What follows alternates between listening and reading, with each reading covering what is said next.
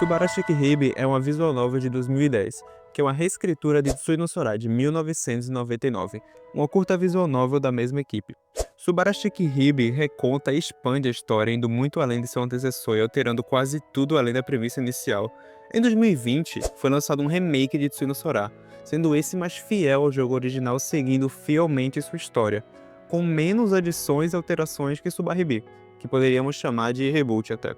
Em Subarashiki Hibe, ou Subaribi, acompanhamos Minakami Yuki, uma garota que se vê entrando em uma toca de coelho após uma colega de sua escola cometer suicídio devido a bullying, e os demais colegas receberem e-mails amaldiçoados da falecida. Gradativamente, uma paranoia gera uma histeria coletiva pelos alunos que acreditam que o mundo irá acabar em julho de 2012. A história é um mistério e terror, muitas vezes misturado ao subgênero Denpa, um subgênero tradicional japonês, tradicional no sentido de ser mais comum e reconhecido por esse nome por lá, que trata de histórias onde os personagens estão desconectados da realidade, ou se veem o cenário real, como se o mundo tivesse enlouquecido.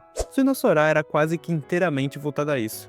Porém, Subaribi não se prende apenas a esses tropos. A história aqui é dividida em 7 capítulos, quase todos com personagens principais diferentes, mostrando diferentes pontos de vista dos acontecimentos, em diferentes momentos, para nós criarmos um panorama geral do que realmente está acontecendo. Não vamos tratar da história como um todo aqui, mas sim de sua temática de desconexão da realidade. Mas afinal, o que é realidade? A ideia de realidade é o conceito abstrato debatido séculos atrás pelos filósofos gregos. Platão dizia que a realidade era uma mera imitação do mundo das ideias, um mundo abstrato onde residia a verdade, a forma que descia do uno. Sendo assim, nós usamos a linguagem para entender o nosso mundo, e através de uma dialética, nós conseguimos compreender o que seria essa forma do mundo das ideias, alcançando assim a verdade. Aristóteles, seu discípulo, discordava e acreditava que a realidade não se limitava ao abstrato. Ela poderia sim ser alcançada, ser reconhecida e entendida pelo conhecimento e compreensão do mundo pelos sentidos humanos e experimentação. A divergência desses dois levou a uma série de correntes filosóficas e linguísticas opostas que continuam dando frutos até os dias de hoje. Platão dizia que havia uma coisa em si, que era transfigurada na realidade sensível, enquanto Aristóteles chamava isso de substância, pois para ele nós interagimos com os conceitos platônicos, conceitos metafísicos, através de nossos sentidos e manifestamos em nossas percepções de formas diferentes. O verdadeiro, a essência da substância, se manifesta em nossa alma. Interpretamos o que é a nossa realidade. Sendo assim, tudo que existe é a nossa interpretação de uma verdade, sendo a realidade algo variável do real e do não real. O termo ficcional surge como uma forma de representar esse não real. A busca por uma compreensão absoluta da verdade foi parte da reformulação feita pelos filósofos modernos após o desgaste da metafísica escolástica, que usou e abusou de filosofia clássica. Mas isso foi gradativamente superado pelo entendimento de uma subjetividade.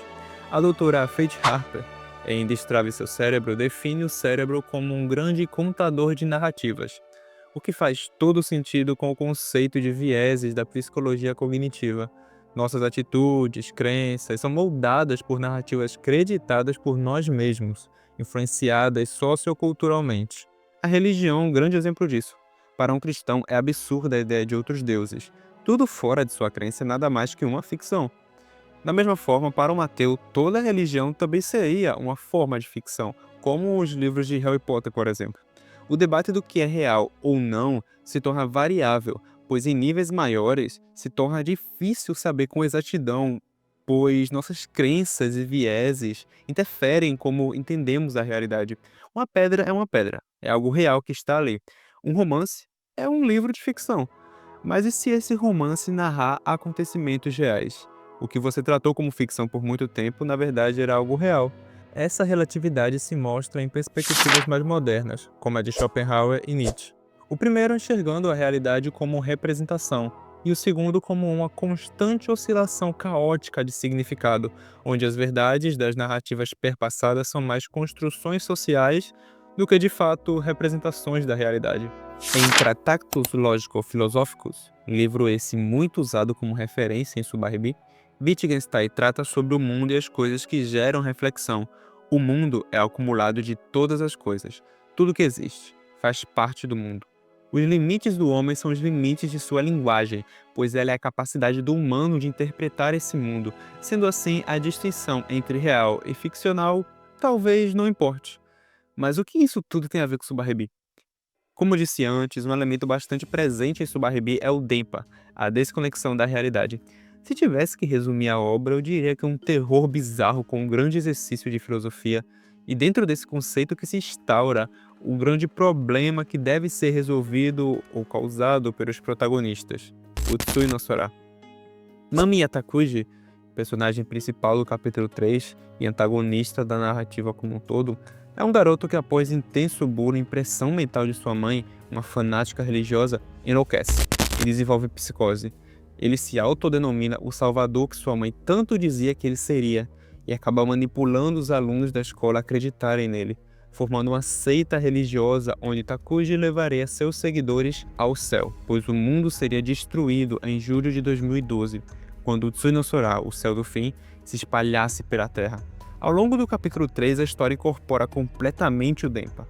Takuji tem delírios com espíritos e acontecimentos irreais que em sua mente são a prova de que ele é um ser iluminado. Tudo isso fica mais descarado quando ele vê um desenho na parede que ele mesmo fez de Riruru, uma personagem de um anime que ele gosta, e imagina aquele desenho tomando forma e conversando com ele, o que acontece várias vezes ao longo do capítulo.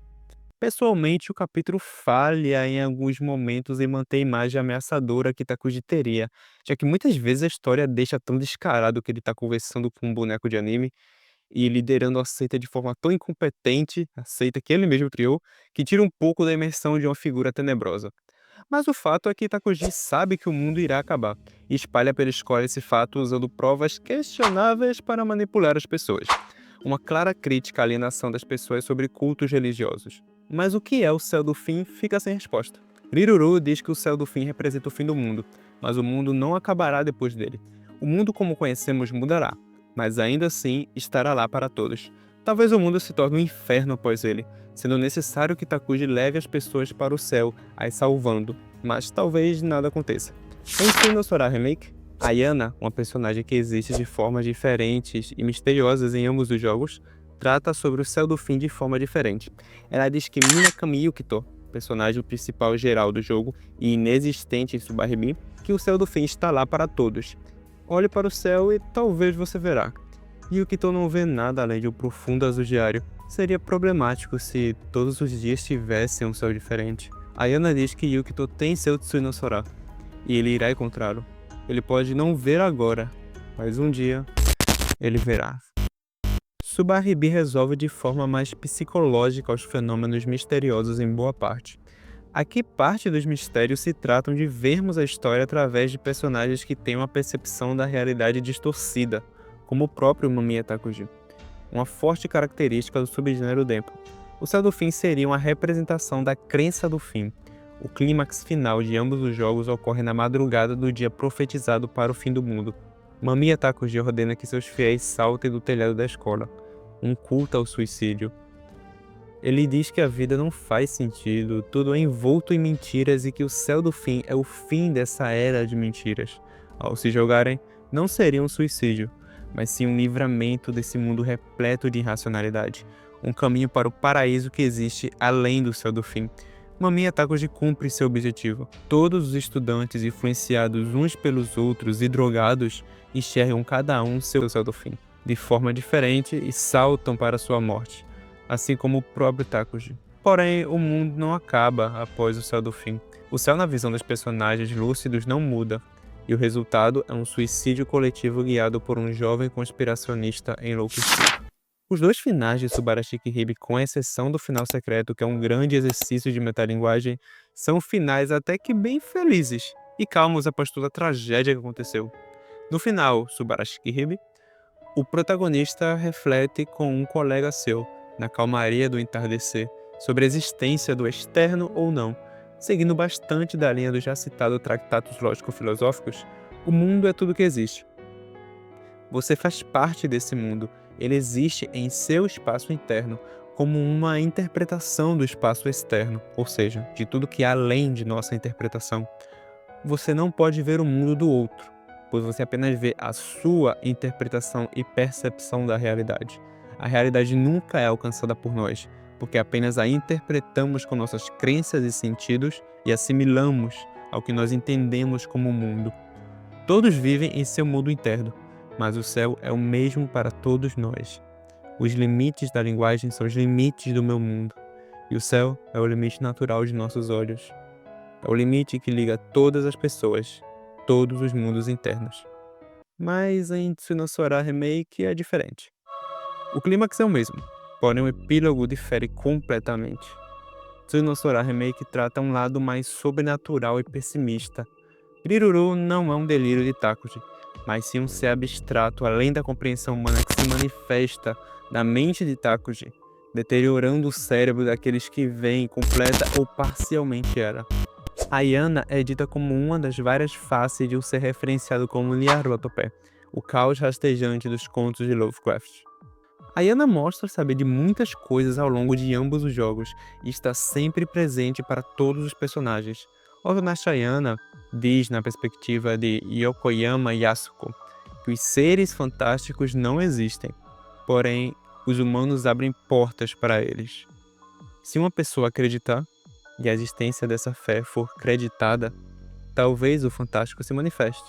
No entanto, em ambos os dois finais de Tsui no Sora Remake, Yukito, no dia após dia do fim do mundo, vai à escola com uma certa tontura sem saber o motivo de estar lá.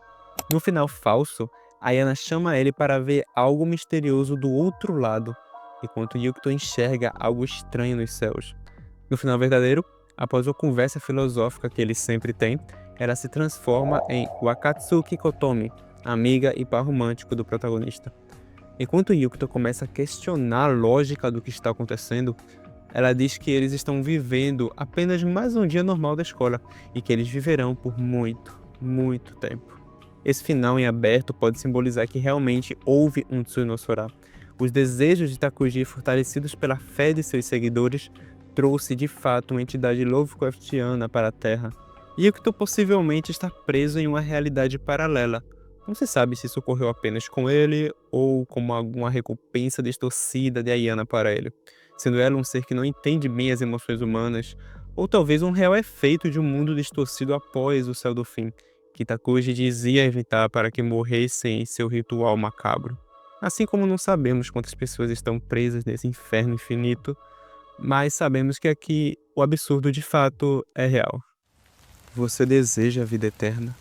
Você tem medo de morrer, então você seria mais feliz se esse medo desaparecesse?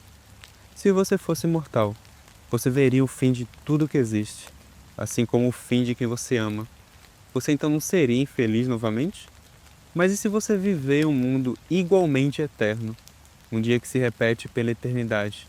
Assim você não precisaria ver o fim do mundo e de seus entes queridos, uma felicidade eterna, com família, amigos e um amor. Quanto tempo demoraria para você se cansar? Quanto tempo demoraria para aquelas 24 horas se tornarem repetitivas demais? Você ansiaria por algo novo, até não haver mais. E se você matasse seu amor? Não faria diferença, no dia seguinte as 24 horas iriam recomeçar e ela voltará à vida sem saber de nada do que ocorreu. Você tomaria gosto por matar.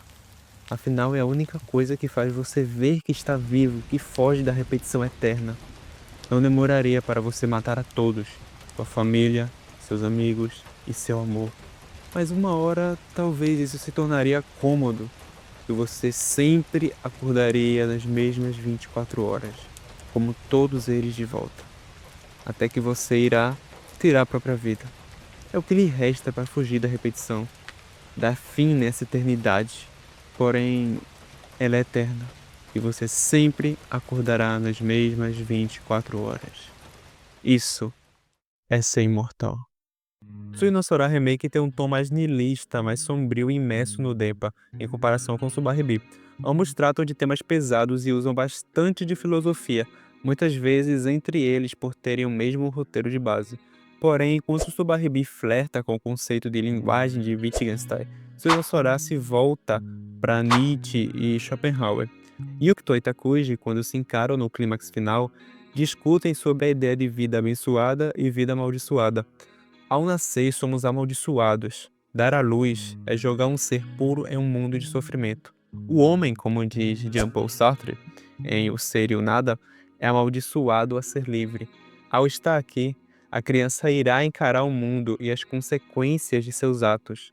A consequência de nascer é sofrer. Então, matar essa criança não seria um ato de misericórdia? E o Kitô tem essa mesma reflexão, mas aponta que apenas um nascer é uma bênção, pois ao estar aqui, todos podem desfrutar de felicidade.